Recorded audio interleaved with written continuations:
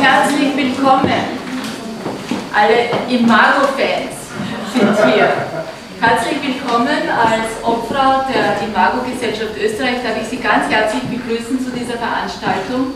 Das ist für uns ein ganz besonderes Event, weil an diesem historischen Ort den Dr. Harville Hendrix hier zu haben und die Evelin als Begründer der Imagotherapie, das gibt so ein Gefühl von Verbundenheit zwischen beiden, zwischen diesem Ort und der Imago-Geschichte insgesamt. Weil wie Sie vielleicht wissen, ist dieses Wort Imago hier entstanden. Und es ist entstanden 1912. Es war eine Geschichte, die in einem Buch vorgekommen ist. Und Jung und Freud haben diesen Begriff miteinander geprägt und haben auch dann das erste psychoanalytische Journal mit 147 Abonnenten gegründet und haben es dann auch in die Welt hinausgetragen und dieses Imago-Journal wurde dann auch in Amerika publiziert.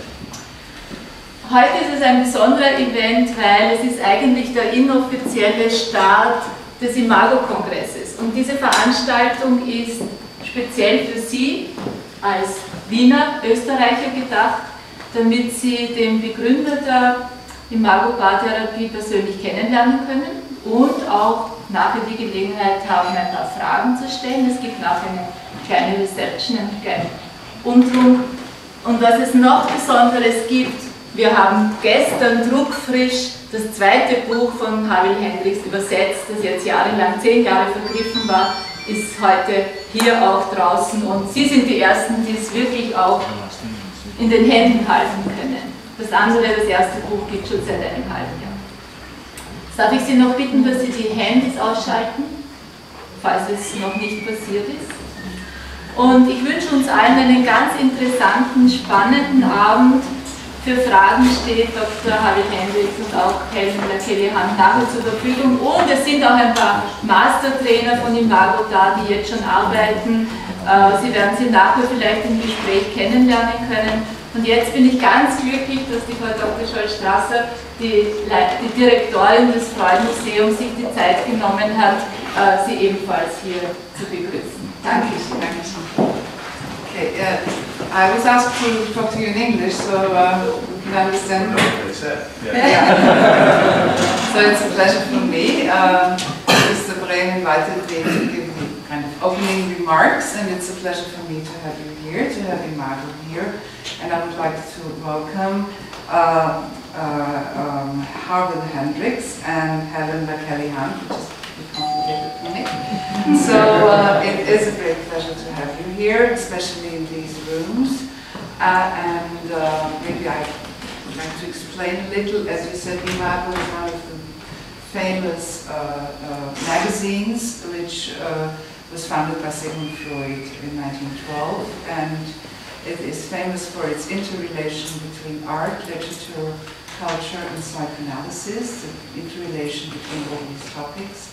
And so maybe I give you some idea where you are. You are in the middle of the private space of the former living rooms of Sigmund Freud, which means the dining room and Aunt Miller's salon and another salon, which we transformed into a lecture hall to host such events tonight.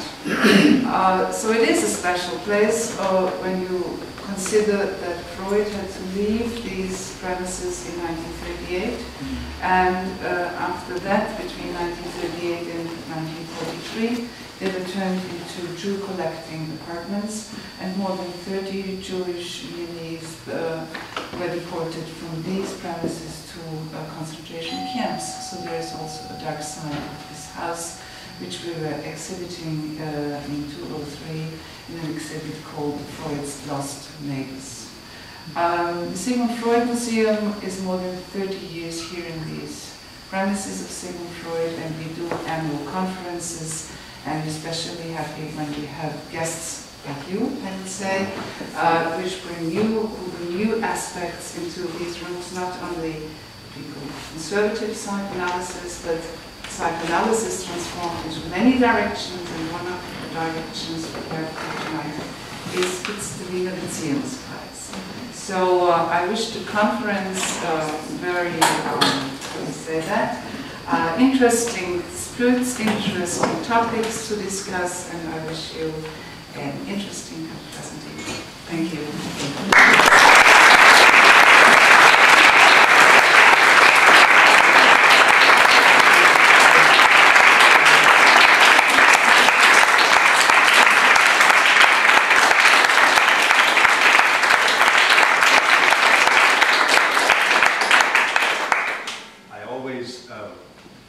I'm a little frightened when I get an applause before I start. And because if one doesn't come at the end, then I realize I disappointed everyone in the room.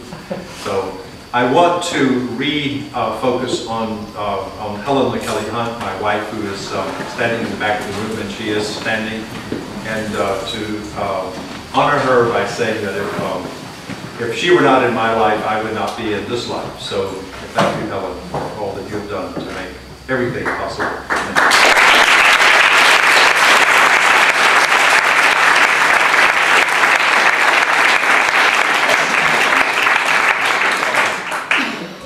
Suppose I should stand on this. And I want to calm down because this is it's a great honor to be in this space. And I'm aware, as I'm saying that already, a feeling emotion that I hope will not overcome me so that I can't stay connected to my thinking. But it is a great honor to be here and to walk through these halls, and also to have you come. I was saying to Helen, I'm amazed that that you're here. There's a part of my life like that.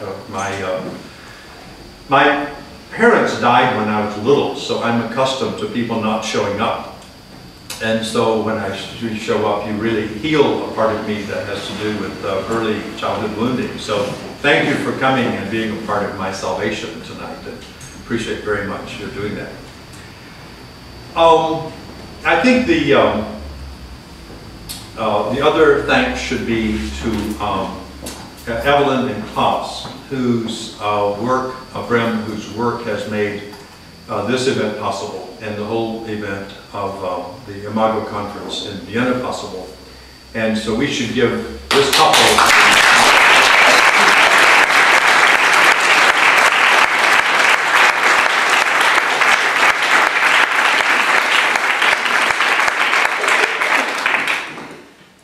and I don't know what you said.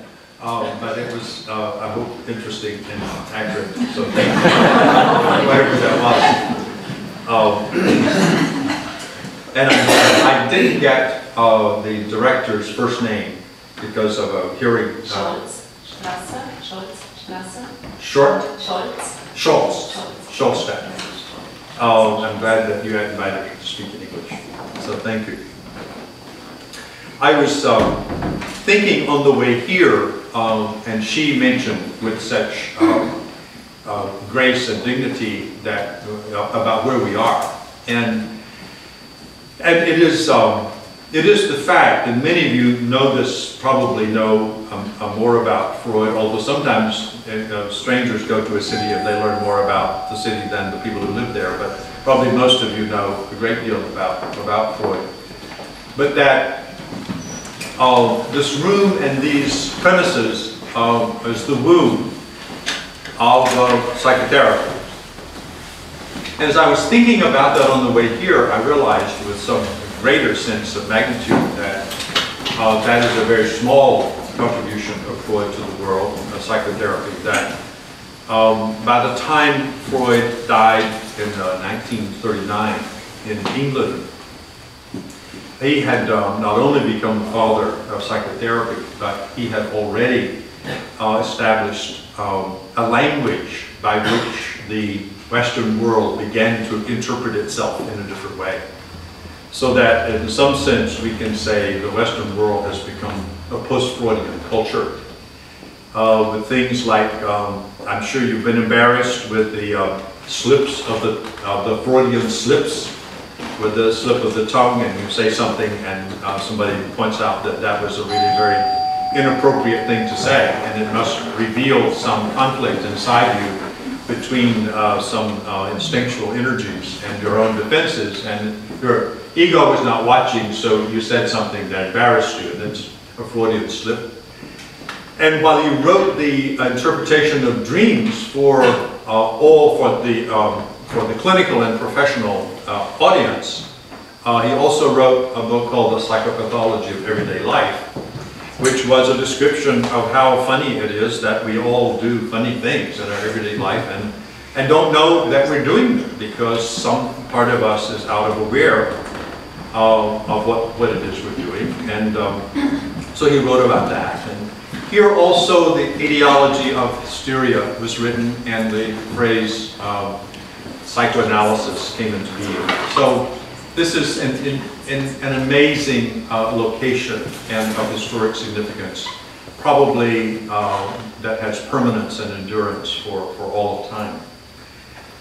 And so to be here is a great honor.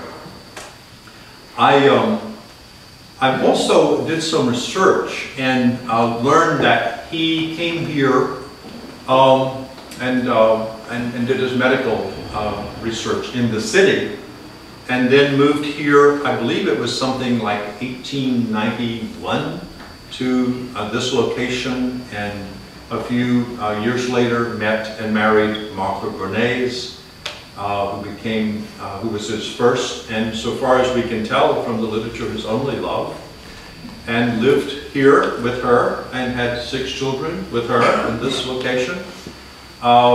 And that would be interesting with all that going on. And then over here, the clients are coming and going in the waiting room and slipping out the side door so they won't see who's in the waiting room. And that goes on for 47 years. And how lucky that we have the photographs, which were made a day or two before he had to leave to go to England. So it is a great moment. And then the last sort of introductory thing is that I'm aware that imago relationship therapy, which is what I will spend time on tonight, and not on Freud, except to acknowledge my and Helen's debt to him, as we're the co-creators of this couples therapy and couples theory, has the word imago, which Freud took from us. I actually didn't know when we named imago relationship therapy. And that's a part of my lack of education and ignorance, that Freud had a journal called Imago, and if I had, I would have given him credit, and now do, that we do use the same word, but it was not a derived word from his journal. So apparently, somehow, I often say that sometimes we're sucking from the same glass through different straws, and apparently that word belonged to both of us. So I claim it myself, as well as Freud claimed it for himself. But none of that is terribly important. I think what is really important is what has Freud contributed to the world, to psychotherapy, and definitely we are indebted in Imago to Freud, because without him, psychotherapy may have been given birth by someone else, but it was certainly given birth by him. And that for the first time in history, there was a real systematic statement about the nature of the unconscious, and about Helen refers to Freud as doing the physics of the psyche, about a description of the structures of the mind, and what goes on inside, and what pushes us inside, the instincts that drive us, and the structure that organizes those instincts. And we have looked at all of that and know that, given my early education in psychodynamic therapy, that Freud obviously is embedded in the thinking of Imago. And also, there are things that we are doing that Freud did not do. For one, Freud did not have, as far as I know, a theory of marriage. He may have had some opinions about marriage, and some are indicated in some of the comments he made to his colleagues after he got married, which was that there was some sort of audacity and some extra struggle that he was aware had come into his life as a result of getting married, which I assume all of us are familiar with what Freud was referring. How many of you are married or in a marriage? Okay. Oh, nearly all. How many of you are in a relationship but not married, in a committed partnership? Well, the rest of you. Anyone here not in a relationship at all with anyone ever? So we have two. So for most of us, we know something about what Freud apparently also went through, which was an initial romantic phase and then followed by some changes in the level of excitement and passion. So let me get to imago relationship therapy. And I'd like to say, first of all, how imago relationship therapy came into being. And I'd like to tell you the story about my divorce in 1975 in Dallas, Texas. And the fact that at the time I was a professor at a university teaching marriage and family therapy. So the morning of my divorce, which was at 9 o'clock when the judge signed the paper, I was at 10:30 scheduled to teach a course in marriage therapy at this university. And so I had an hour to get my divorce and to transition to the university and get parked and get to the class. And I realized I was running a little early. So I thought that if I wait for 20 minutes after the starting time, the students will all leave. And I won't have to face a class in marriage therapy on the morning of my divorce. But they stayed. And when I got there were 12 students in the class, and I looked surprised at them and semi-chided them for staying. Like, why are you all still here? You know that if I'm not here in 20 minutes, you can have a free class day without a penalty. You can not have to come. And they said, well, we were not waiting for you. We were talking about our relationships. But we do know where you've come from. And since you're here, we'd like you to join the question that we are discussing, which is, why do men and women have such great difficulty being together? And I responded by saying, I don't have the foggiest idea. But if I did, I wouldn't have a drying signature on a piece of paper in my coat pocket indicating that my marriage had just ended. And they said, 4 of them, that they were divorced, and they were only 22. At least I was a little older. And 4 of them had never been able to establish and maintain a relationship. So they were curious about that for themselves. And then 4 of them were in marriage, and they were all in difficulty. And they were wondering if they should stay. So what happened in that conversation was that I had what I felt at the time was a kind of call or an epiphany. It was a sense of moving into destiny, which I said, I'm going to spend the rest of my life finding the answer to that question. And they all said, great, Professor, go for it. So I began to do that. I had a small private practice at the time while teaching at the university, and discovered that the university did not like divorced professors. So since I did not have tenure yet, they removed me from the tenure track and fired me. So I was now unemployed and divorced. But I had a small private practice.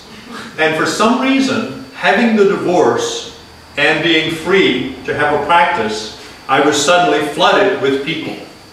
And most of them were couples, and all who were not couples, I sent on to someone else because I said, I'm only going to study couples. I'm only going to work with couples. And I'm going to tell them I have no idea what to do. But I'm going to spend the rest of my life experimenting with what to do. And if I find something that works, I'll use it with you. But you can help me figure out what works with you. And Helen has been reading some case histories of Freud, and and learned that there was a collaborative relationship between Freud and his clients, and I thought that's what I was doing too. I was saying, tell me what you need to be in a successful marriage, and I began to listen to people talk, to couples talk. And one of the things that we got, and about 2 years of this was going on, and then I met Helen. I was single for 2 years by then, and I went to my last party in my search and find mission for another partner, because I'd failed to find anyone interesting in 2 years. I assumed that I would probably be single the rest of my life. And I told my best male friend, this is my last party. And as I was trying to leave the party, Helen blocked the door and said to me, you're Dr. Hendrix. And I said, yes, and you are? And she said, well, I'm Helen Kreiling, which was her married name, and she had been divorced then for a year and a half. And she had been in a class 3 years earlier. When she was married, I was married, and we never met, so I had no idea who this woman was, but she knew me. And so we had a short conversation. And I realized when I heard her last name that it was familiar, but not by recognition. And I said, you're the person who wrote the best paper in that class, aren't you? She said, well, I don't know. I said, I know, I keep the best papers in my files. So I went to my office, pulled the drawer, there it was, the best paper in the class by Helen and Kelly Hunt. So naturally I had to meet this woman under different circumstances, from an exiting from the whole dating scene and deciding to be single, maybe even celibate or a monk the rest of my life. So we began a conversation, and the conversation was about what was happening in our lives as a result of our divorce from absolutely wonderful people. Helen's ex-husband is a fine person. Why could this marriage not work? My ex-wife, a fine person. Why could that marriage not work? So we were very curious about how is it that such wonderful people can't live together, which was probably our difficulty. We thought we were too wonderful. But we had this conversation, and I would bring to our conversation in the evenings for the next few years what I was listening to and hearing from couples. And she, in fact, had a sort of informal relationship with a lot of couples who came to her to talk about their marriages, and because she's always had been attractive to people as a wise person. And one of the first things that really got clear to me was that when couples come and talk about their relationship, what I began to hear was a conversation that sounded like children complaining about their parents. And so I tried to take all of my blinders off, including the psychodynamic Freudian blinders and Carl Rogers and behaviorism and everything, and just listen and see what I could hear. And that kept coming through, so I began to explore that. So as we explored it for several years, I began to get a picture. And this is the picture. That when people fall in love, they are unconsciously, in the Freudian sense of the unconscious, unconsciously attracted to a person who is similar to the caretakers with whom they lived as children.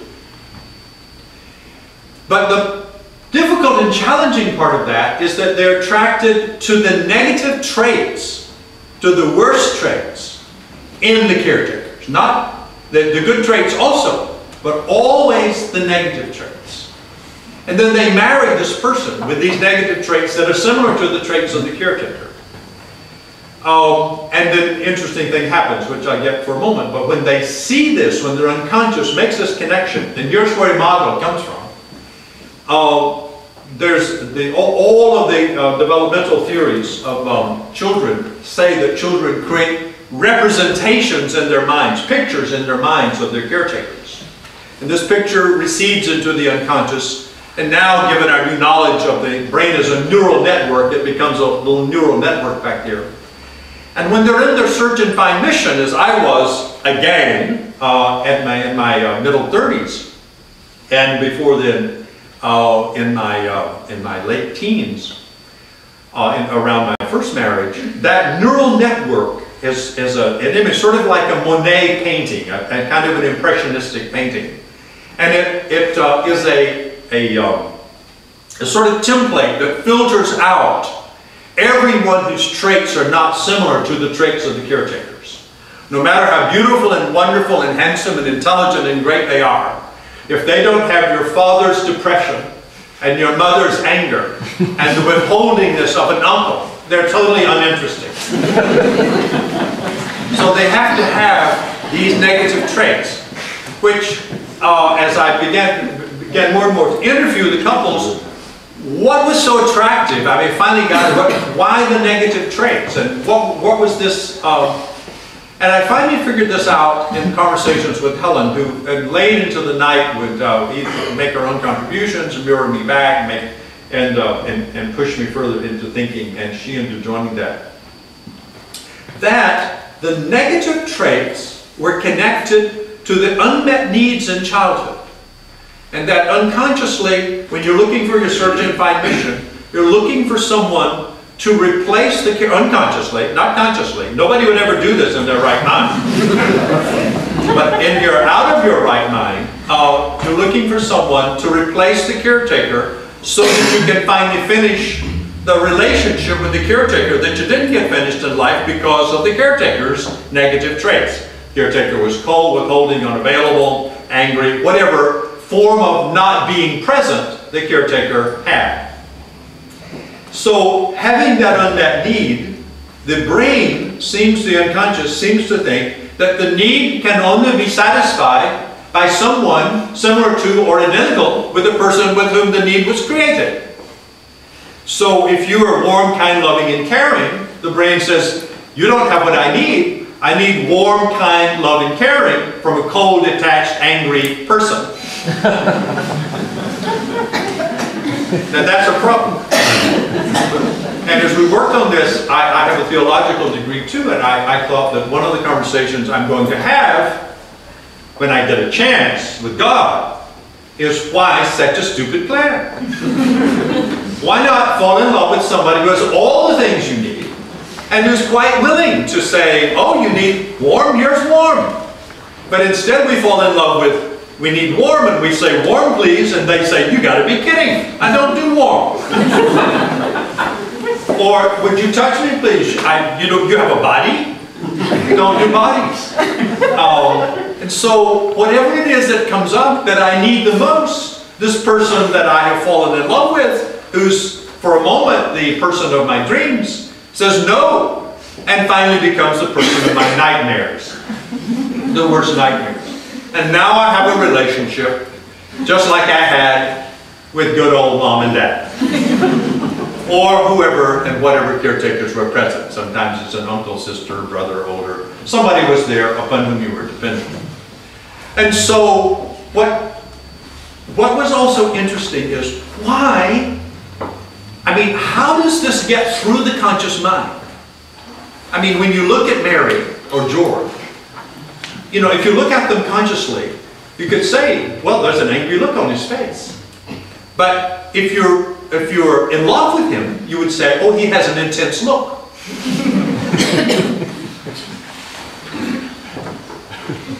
And so the neurochemists in the new neurologies in the past 25 years have given us some clues. And the clue is that there are pleasure centers in the brain. And when those centers are activated, which they can be with anticipation, rather than just experience. You see this person, your unconscious mind says, Mom and Dad combined, and an anticipation arouses that now they're going to do what they didn't do when they should have done it, when you were little. And so your brain shoots dopamine straight into your brain, I mean, your bloodstream shoots dopamine into your brain, and that blocks out all conscious perceptions and only leaves the unconscious active. And so you move toward this person across the crowded room with sentences like, seems like I've met you before. Seems like I've always known you. And I don't know if I can live without you. You feel so familiar. And I feel so at home here. Not realizing that in some ways, it's home. It's home recreated and getting ready to be reborn as a tragedy. Now, Freud didn't like romantic love. He called it an infantile neurotic emotion. And it is interesting that throughout human history, romantic love has been criticized. I've never been able to figure out how to criticize something that seems to happen naturally. So romantic love must be about something. And so we decided, and Helen and I are discussing this, romantic love is the most important thing that can ever happen to anyone. Because it does two things. One is, it gives you a taste of what it would be like to have grown up in a childhood without having experienced any wounds. In other words, to retain your original nature. This is what life feels like when you're not wounded and defended and angry and hurt and withdrawn. So romantic love is a kind of, it is an anticipation, it's almost a promise that it's possible to have this life again that you had for a very short time in most of our childhoods, and for all the history of the race it appears a very short time. And the second thing is romantic love connects you with an incompatible person. The person with whom you have no compatibility, who will activate conflict at a level that you'll have to decide to do something. And that nature somehow figured that if there could be enough emotional pain, then people would start asking questions. Actually, we've been fooling nature for a long time, about 60 years now, by saying, not going to deal with the pain, get a divorce instead. And 50% for the last 60 years of all people in marriages have said, I don't think I'll do this. We think that's a mistake.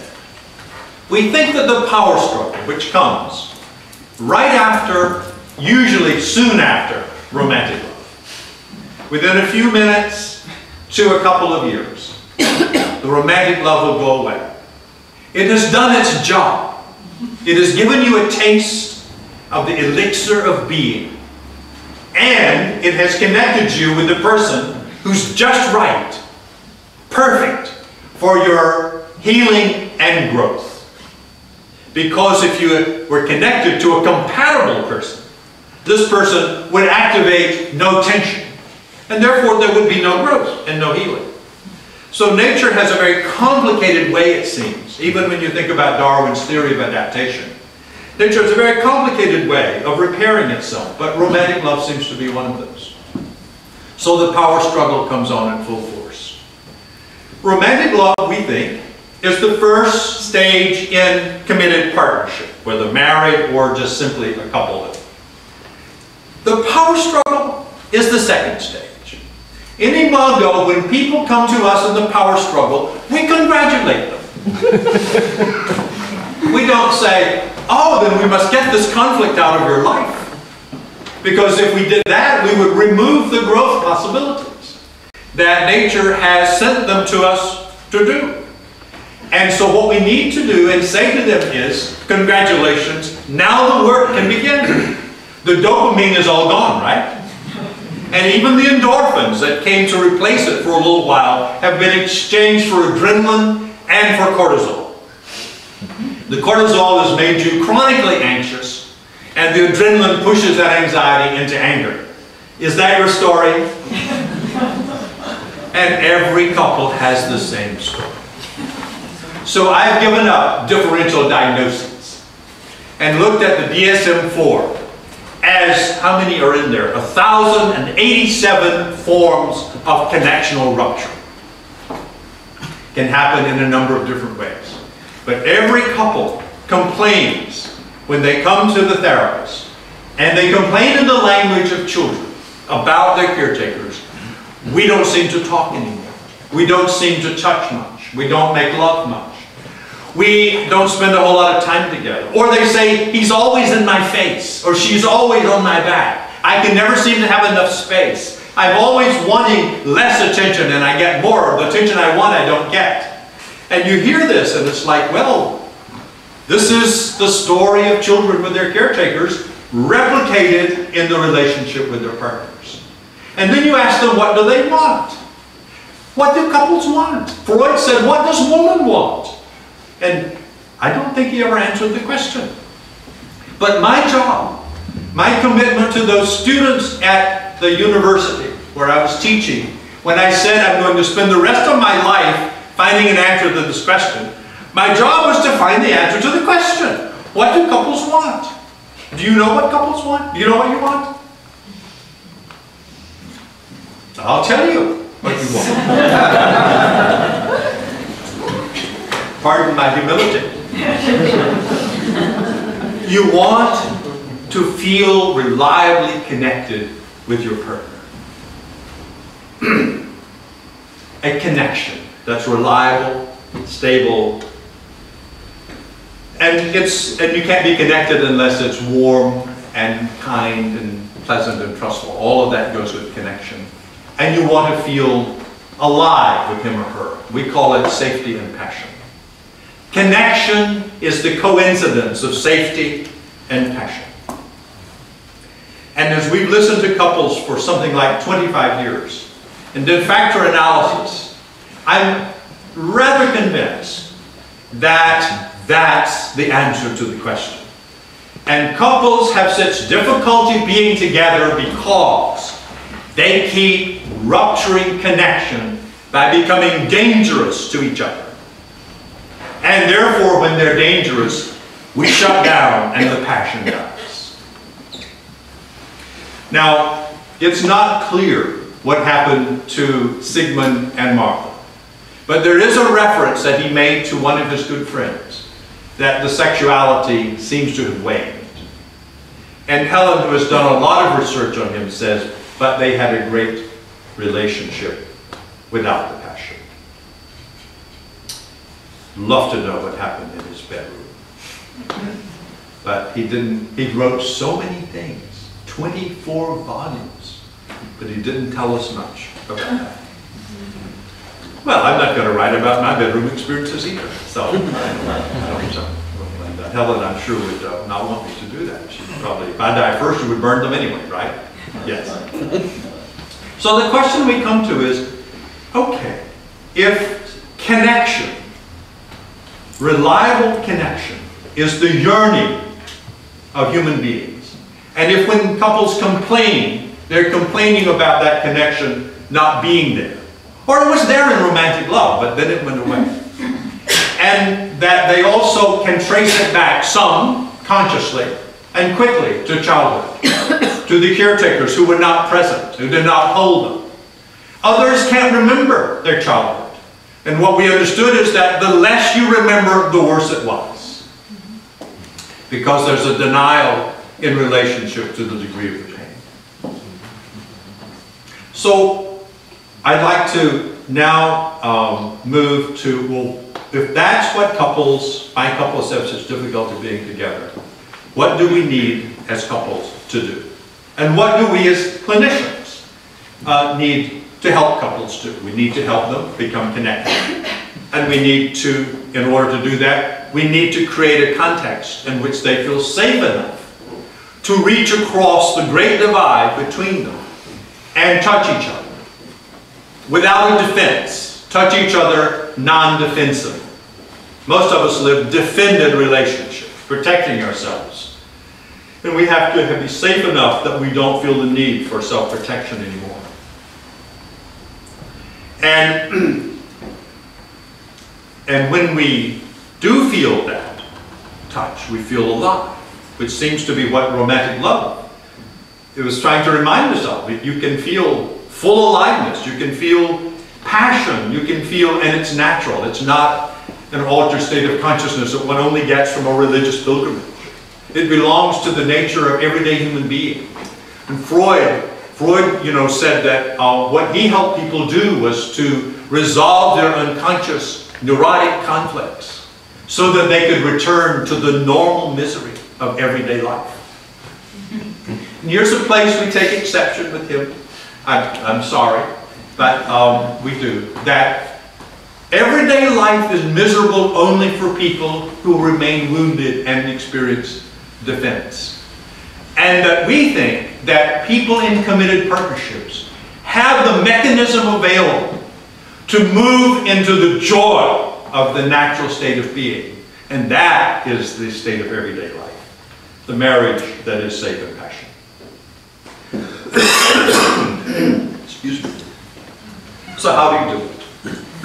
Here's where we think after Helen and I have been in conversation for 30 years, on our 25th anniversary, which occurred this year. No, it's the residues of a cold. I apologize for my coffee. Maybe I should do something.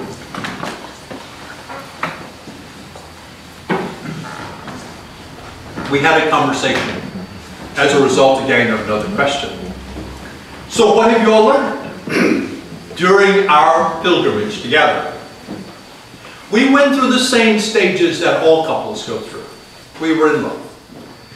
And Helen was the woman of my dreams. And I'll have to speak for her. I was the man of her dreams. And we became each other's nightmare. And for about 10 years, we were in a nightmarish sort of marriage. While all the time teaching people all over the world and writing books about how to be married. We would go home and say, we wish we could have what people get who listen to us. And then one day, about 10 years ago, in 1998 to be the exact year, we decided that we would practice what we preached. That we would do the imago process. That we would engage in the same processes that all couples engage in.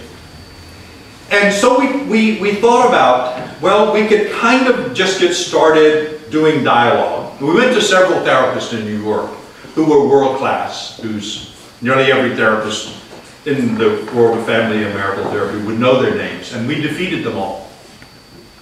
One of them said we were the couple from hell, and that our marriage didn't stand a dog's chance in hell of lasting. And we left and said, we're not that bad, but we certainly defeated her. So we decided we would look at an imago, and we went to an imagotherapist. And then we made a decision on our own. And this decision was that we would end all negative transactions between us. Zero emissions. Like Al Gore says that if we want to save this planet, we must get to zero emissions of carbon dioxide, CO2. And we don't have a choice about it, because it's really getting really clear to us that CO2 and human survival are incompatible. So you can argue about it, but we're going to die in the argument unless we reduce the emissions. There's no question. My daughter, who's in marine conservation, says that the CO2 absorption by the oceans is so great that by the year 2050 there will be no edible fish in the ocean. And nobody's getting alarmed by that. I'll miss fish. I plan to be around in 2050. Why die? What is there to do after death? In negativity, we decided to do that. Now, I noticed that several of you have blinked and frowned a little at this thought. Maybe you're wondering, what is negativity? What do you mean by that? Well, let me make it really clear. Negativity is any transaction in which your partner doesn't feel good afterwards. It's a disapproval. Why did you wear that dress? Your tie is crooked. It can be simple. It's like, it's any statement that says, you are not okay in my eyes as you are right now. You're not okay. You have to fix something about yourself. And I'll fix it for you, if you'll let me. And if it's too big for me to fix, I'll take you to someone who can. Called an imago relationship therapist. And that person will fix you. Because you see, the person in a negative frame of mind does not know that they are in a negative frame of mind. They believe they're in a constructively critical mode and that they're doing what is best for their partner. Not knowing that negativity is the annihilation of the self of the other. You're not good enough. You're not neat enough. There's some disapproval. The big ones are shame. Shame on you. How could you have a thought like that? Criticism. You're always doing the wrong thing. You're always late. I can never count on you for showing up. You know, you don't want to have sex. Don't talk to me about sex. You gave up sex long ago. Whatever. Those are the biggies. Or guilt. Look what you did to me. Or we put them into senses of obligation. Look what I did for you and you don't appreciate it. Whatever we can get you to feel bad. And we will do it. And now, you would often ask yourself the question, why would anybody do that? And you ask the question, so that they will become a better person and we'll have a good relationship. So, if you beat them up until they're emotionally bleeding, then you assume that they will feel safe with you. They will want to be with you. And they will say, this is a great marriage. Thank you for correcting me. I can assure you, they will not. Probably, unless they are highly transcendent beings, whom we would not be married to anyway, because a highly transcendent being would not be married to somebody who is negative. They will come back with their own negativity, and then you're into the power struggle. And it's mild and subtle to vicious and mean and physical, but any negativity is abusive. Any negativity is abusive. Now here's why you can't have negativity and passion, because negativity makes you dangerous to your partner. There's a part of your partner's brain that when it hears a disapproval coming says, prepare yourself for the assault. You could die now. And this brain does not know how to mediate between a little problem and a big one. It's called the amygdala. And when that amygdala feels a threat coming, it screams up to the higher parts of the brain, danger! And the brain goes into preparing itself for an assault. And you have now become an enemy. And that amygdala, which is a little thing like that, is going to wiggle and wiggle and wiggle and wiggle. And the cortisol is going to go pumping through your bloodstream. And all of the associative defensive mechanisms that Freud and Anna so beautifully outlined are going to go in line. And the wall will go up. And the guns will be in place. Because you're dangerous. I'm dangerous. Helen taught me that. When you say disapproving things, I feel frightened. She can't feel safe. Therefore, she can't be undefended. And therefore, there can be no passion. So we have to get rid of negativity. Zero negativity. We call this the primary descriptor of a conscious partnership. And that's our new word for the marriage of the future. Conscious partnership. Let me see if I have time to give you the other 2 points. Quickly. Second point is, and this is one that's so subtle that I haven't yet figured out how to say it, so I don't have to say it several times. But maybe in Vienna, we'll get it right the first time. You have to get something. If you're married or in a committed partnership, you're in relationship with another person. That didn't work. If you're married in an intimate partnership, there's somebody else in the relationship other than you. Is that better? Somebody else is in the relationship other than you. That's good. I hope I can get that down. This is being recorded, so I've got the right sentence now, because I don't get the right response to the first one. But let me do it again. If you're married or in a committed partnership, you're married to another person. Get it?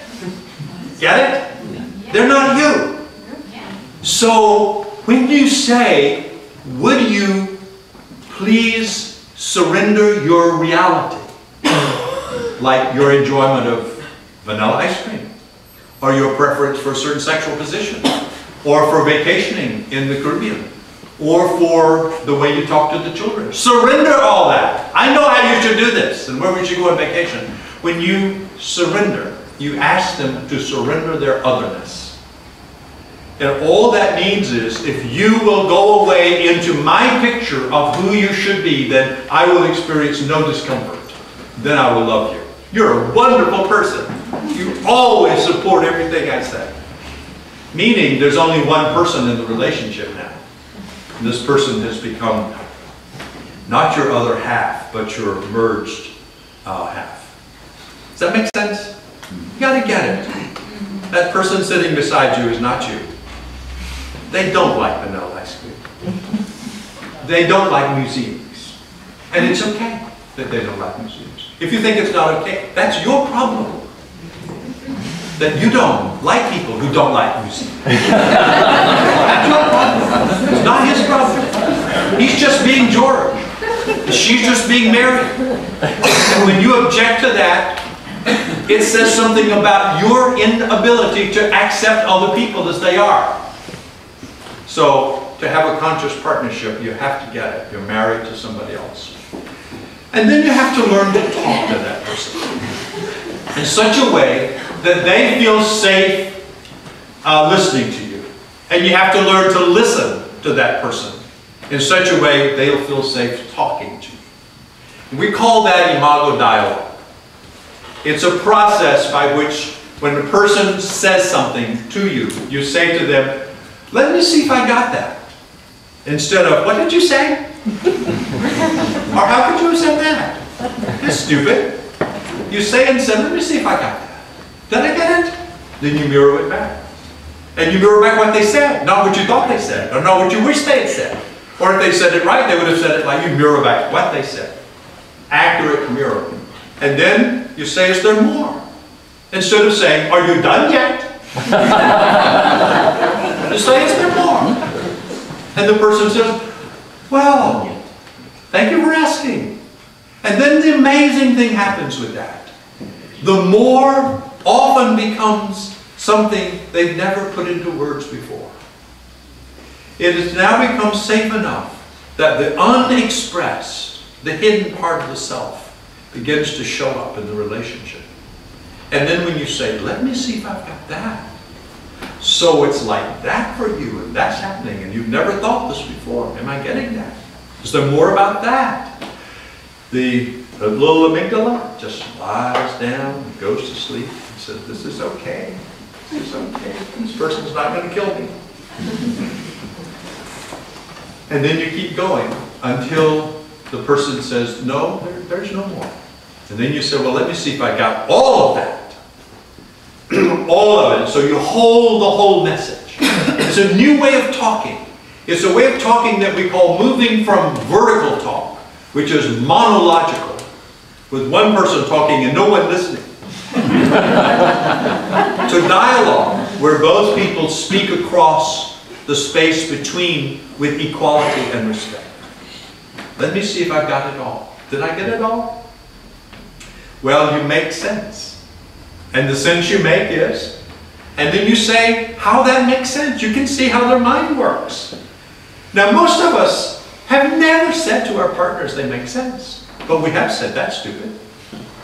That's crazy. How could a smart person say something like that? When we were developing dialogue many years ago now, more than 20 years ago, I remember a couple in my office in Dallas, way before Imago was named, but I was struggling to try to figure out what was going on with couples. And this woman said, I asked her, a sort of Freud's question, what does woman want? What do you want? And she said, I want to know that he knows that I know how I feel.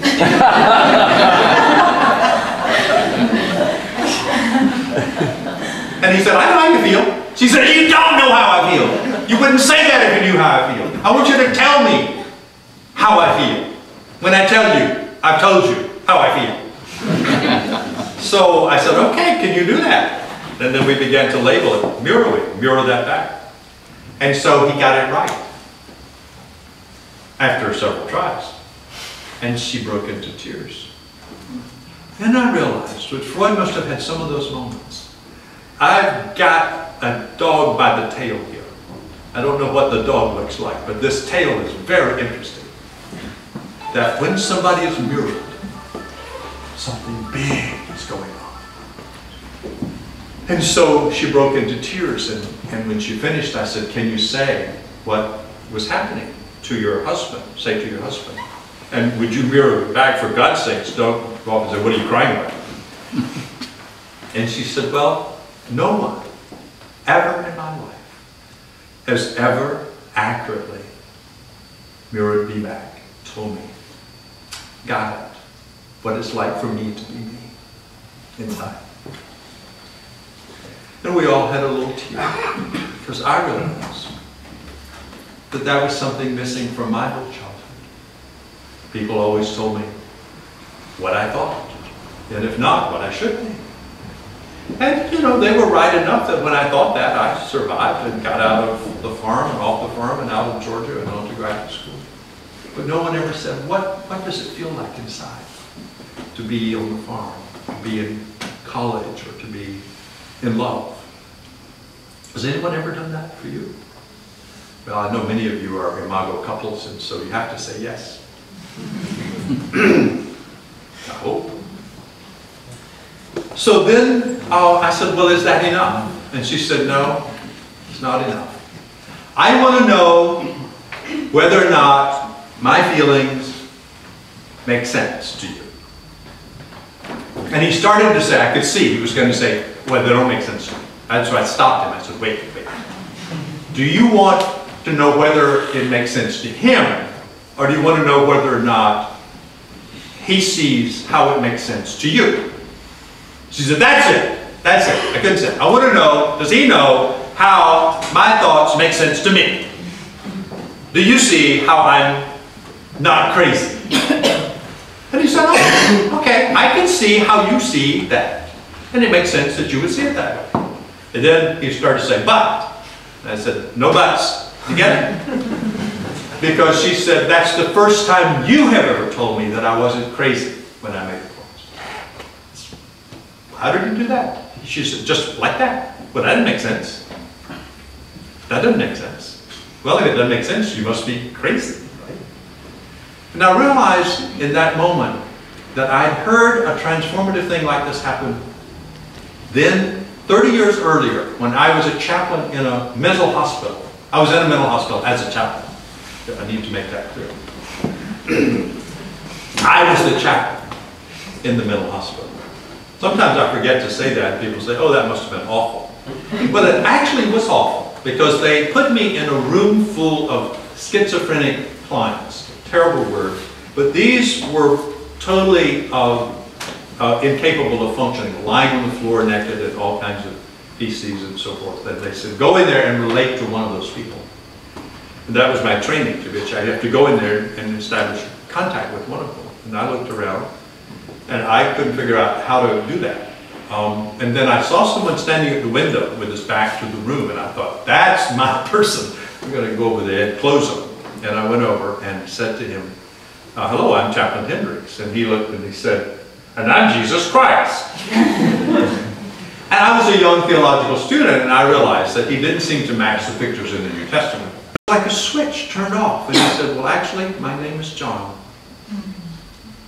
And I didn't know that I had discovered validation until 30 years later with this woman who said, I want to know whether or not you see me as making sense. And then the next thing that she said was, and I'd like to know if you know how I'm feeling. So that's empathy. And he said, well, I can imagine you feel really angry when I put you down. She says, yeah, angry, outraged, murderous. She said, oh, so you feel murderous too, yeah. And he said, that makes sense too, that when I put you down, you do. So in the conscious partnership, there's only one kind of conversation, and it's lateral, it's horizontal, in which two people speak to each other and with each other with respect, so that there are always two realities. There's no way for there ever not to be at least two realities. And any time one of them you think should go away, then that's a pathological situation. Always two realities. So then the final point, and I'll close with this. Because Helen and I have spent a lot of time working on what is the architecture of a conscious partnership. So we think it's first, get it, you're married to another person. You get that. It's a tremendous spiritual achievement because most people do not accept otherness in any shape, way, or form. And they certainly don't want to sleep with it. And all across the world, we don't get otherness. So we kill it, colonize it, try to change it. And the people in our homes, we try to do the same thing. Gotta get that. There's another. You have to learn how to talk so they feel safe with you. And to do that, you have to remove all negativity. See them for who they are. And finally, I remember that when one of the stories in the New Testament that Jesus was telling people about cleansing their house of the 7 devils. And he said, if you clean your house of 7 devils, and then if you don't go there and ask God into the house, the devils will all come back. So what we learned was that if you clean yourself of negativity and just try to leave it empty, all the negativity will come back in full force. And Helen and I went through that. We made a decision. We would go, in America we call it cold turkey, meaning without any preparation, we just stopped being negative. And for the next 3 months, we could barely talk. And so we went into silence, basically, because we had not much other way to talk to each other except, making the transactions of everyday life, like, so you're going to work. But if we moved out of the negotiation of everyday life, we would go into negative. And we felt, I don't know how Helen felt, but I felt more negative than ever. It was like, I'm stopping it, but it was sort of like, and I realized it was an addiction. It was like, I've never been a drug addict, but I've heard that. And that when you go off the, whatever it is, the drug or the cigarette or the nicotine or even Cokes or caffeine, that you crave it. And I found I was craving negativity. I just wanted to say something bad to Helen. But we made a decision. No negativity. So then we said, maybe Jesus was right. That you have to put something else in the house. You can't just live in an empty space. And so what we decided to put in was, and I want to be real clear about this, what we decided to put in, many people go to say, take out the negative and put in the positive. But we found positive thinking doesn't really work. What you have to do is appreciate what is real about your partner. Appreciate it. Begin to appreciate it. To acknowledge that you're not me is the first thing. They're the 5 or 6 A's. Acknowledge that you're not me. And accept the fact that you're not me. And it's okay not to be me. You're an other. And then to affirm your otherness. To just say, I affirm you. Being you. And I appreciate the fact that you're intelligent. You have to do something concrete. I appreciate that you smile at me in the morning. I appreciate the cup of coffee you bring. I appreciate the kind of mother you were to Leah yesterday when she called on the phone. It's better than saying you're a great mother. I mean, what does the brain do with that? Well, you make up your own greatness. But if you say, for doing this, for doing that, something begins to build inside of a positive nature in association with you. So Helen's brain or my brain began to have these affirmations and appreciations in the relationship, and they're animated. And you say them loudly. You don't just say, I love you. That was nice. Doesn't cut it. You have to say, that was fantastic! What you did with Leah when you talked to her like that and you listened to her until she got through with that. That's amazing! They're just wonderful. The only thing that I do without any content is when Helen walked into the room, I say, here's my queen! And I assume that she gets that. But you do get that, don't you? The queen. The crown shows up on her head and she feels wonderful. And then you have to move a little further. Appreciation then moves into, we decided that we would, since we were making this up, we can make up anything we wanted to. That's the one fun thing about being a theoretician. You can make up any story you want. And then you sell it, and if people like it, it's a good story. And if they don't, you make up another one until they do. What about adoration, we said? Move from affirmation and appreciation to adore you. I adore you. I adore your eyes. I adore your clothes. I adore the sound of your voice. You've got to put energy into it. Now here's why the energy. Because when you push the energy, what happens is that your brain manufactures a chemical called dopamine, which is the chemical it manufactured when you saw him or her across the crowded room. Am I making sense now?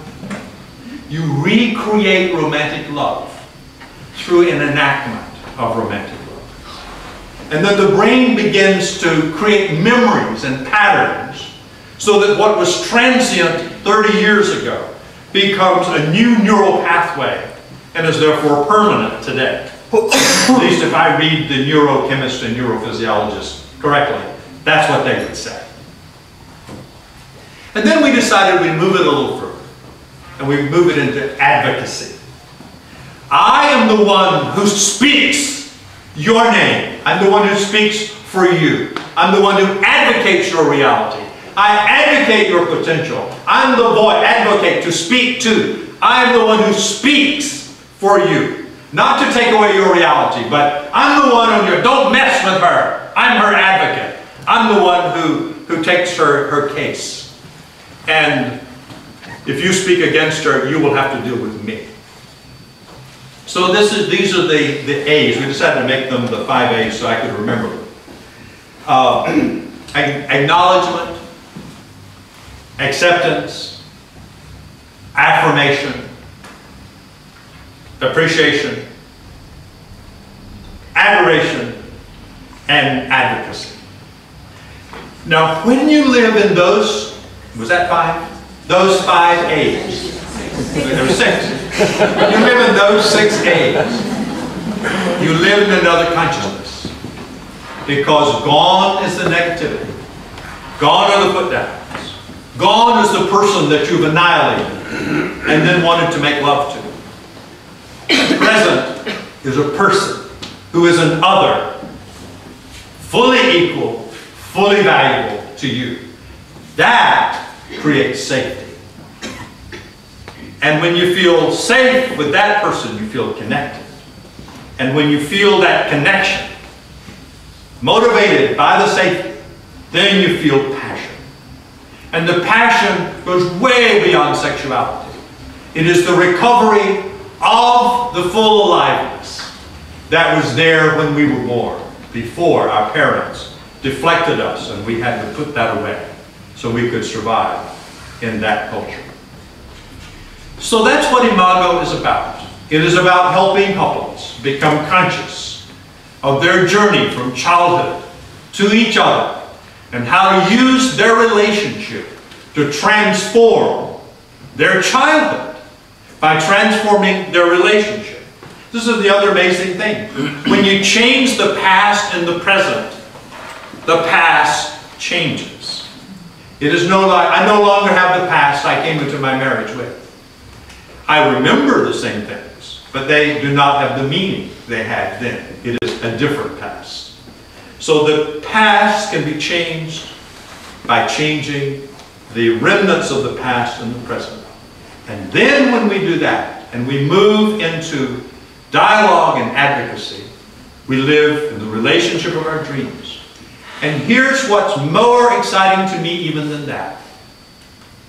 When we get there, what we have found is that couples, and it was interesting that Freud said this about his own clients, when we get there, the couples begin to be interested in having a better world.